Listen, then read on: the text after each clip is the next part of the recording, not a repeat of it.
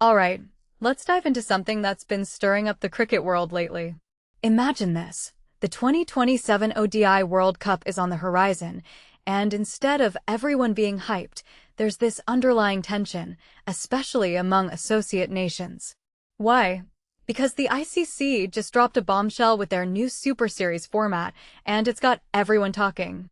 But here's the kicker. Namibia Cricket Chair Rudi van Vuuren is urging everyone to take a step back and look at the bigger picture.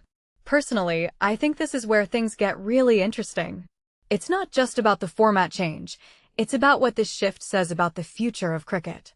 What makes this really intriguing is the way Van Vuuren frames the situation. He's not dismissing the frustration of teams like Namibia, Scotland, or the Netherlands, who feel sidelined by the new format. These teams have been grinding in the World Cup Cricket League 2 and the Challenge League, only to find out that their path to the World Cup just got narrower.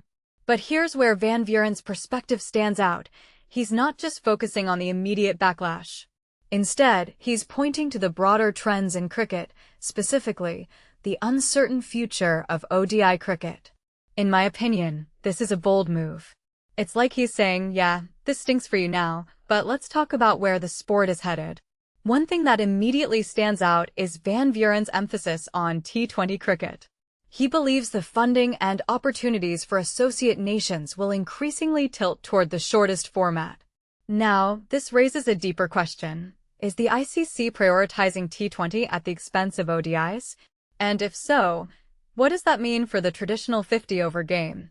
What many people don't realize is that T20 isn't just a fad. It's become a global phenomenon, especially in markets where cricket is still growing.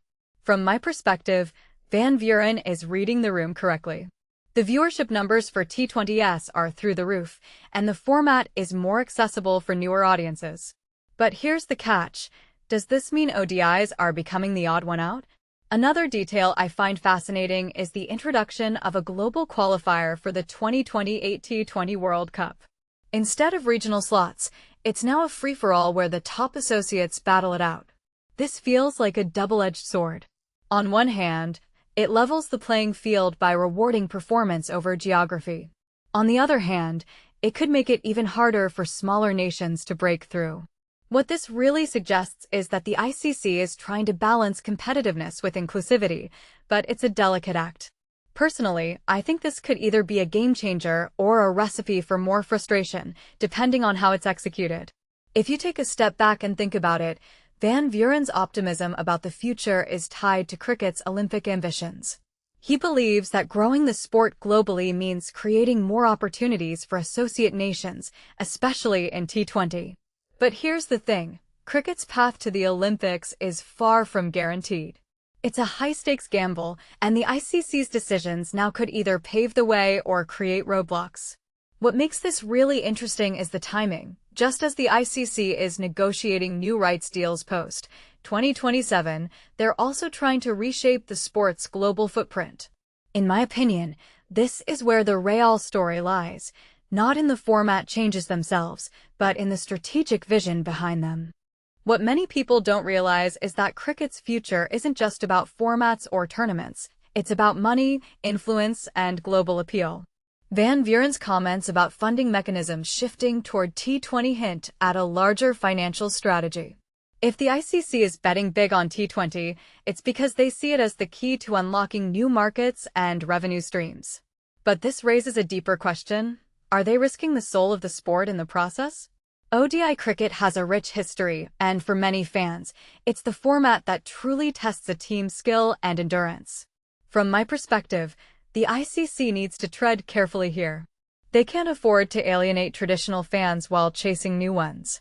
Closing thought. As we look ahead to 2027 and beyond, it's clear that cricket is at a crossroads.